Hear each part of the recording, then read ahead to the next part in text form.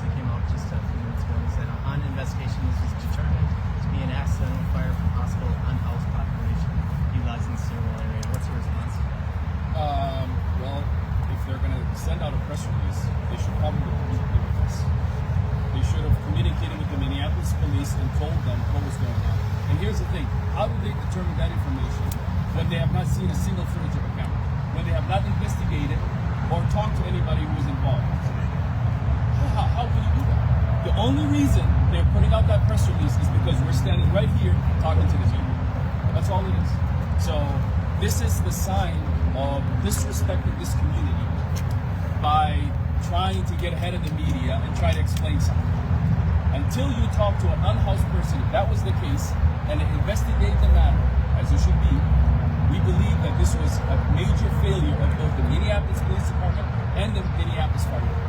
I guarantee you, as everybody else said, if this happened any other house of worship in a more affluent neighborhood in Minneapolis, a different result would have happened. We would have tried to figure out a way to get rid of them. They would be inside the office telling us and looking at the camera. They would have so many people, we didn't know what to do with them. But yesterday, they treated this as a dumpster fire in an empty lot. When there was children literally feet away from that fire. And here's the other thing. We are the main community in Minnesota that has seen more attacks against our house of worship than any other community. So I am not satisfied. I don't even believe that press release because, yes, if it's an accident, tell it to us, prove it to us, show it to us, have the conversation with us. We would be rest easy. We would be the first ones to be saying not only to forgive the person who committed the crime, but be happy to move forward because we have a lot on the stake. And that stake is our own sanctity, right? We want to feel safe. We want to make sure that our children, when they come to the mosque, and we want to ensure that also someone is not intentionally setting it up. Because here's the other thing, if you're not investigating properly, anyone can tell you anything. If that person was setting it intentionally, they should have knocked on that door and called and said, hey, I need help, some fire started here. That's a sign of somebody who accidentally had a fire. That did not happen. The cameras did not show that. The cameras showed somebody start the fire, leave the place, and we nearly had a major tragedy. So they're doing their cover-up, which is even worse. It's a lot worse now. They're putting out a press statement right before our press conference because they don't want to do that. That's not acceptable. How long had unhoused people been staying in the basement? I mean, this area, it's not even this mosque, this entire area, neighborhood, has seen a level of unhoused at a level that is probably more different than any other part of the Twin Cities. Yet, the issue of unhoused does not excuse hate. We still do not know if this person did it intentionally for hate. Who's going to investigate that? Based on a fire of evidence? Or how about why did they interview the person? Did they have that conversation? We'd like to see that. So, I hate to respond to this way, but that's my response. That's not how you do it. You don't talk to people. Yesterday when they left here, they told us undetermined. So what evidence did they collect yesterday from the footages that would determine something? So they never collected any or viewed any security footage. They took pictures and left. They just took a picture for that recording from the fire, but they haven't checked any camera. They haven't any things. They have to ask any information. I mean, we believe it's an insult to our people to say it was accident. What anything of the woman was done. That's an insult, and that's unacceptable. We're not gonna accept it, and it's unacceptable. It's insult to our community. It's insulting to our belief. It's insult to our Islamic centers and religious institutions. So the fire, they say, was accident. Everybody knows it was an accident.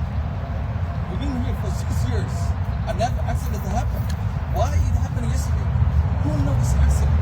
How they can determine? How they know? How they figure out? They check the camera. We have a camera there. We have a camera here. We have a camera everywhere. Very clear video camera that show every footstep is someone to the place. So if the fire say it was accident, that's wrong, and it's not only wrong. It's insult. Thank you.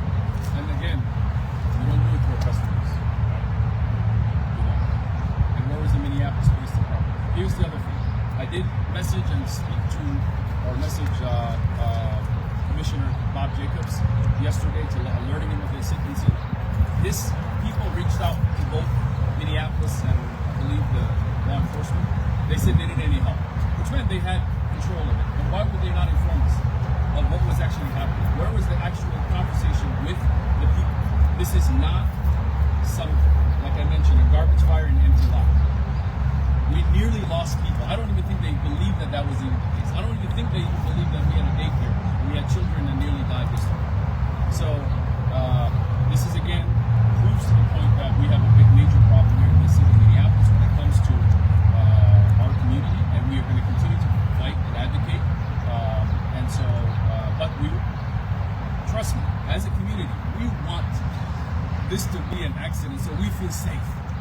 But what that message tells us is they want it to be accident so they don't do their job. That's what I'm hearing from them.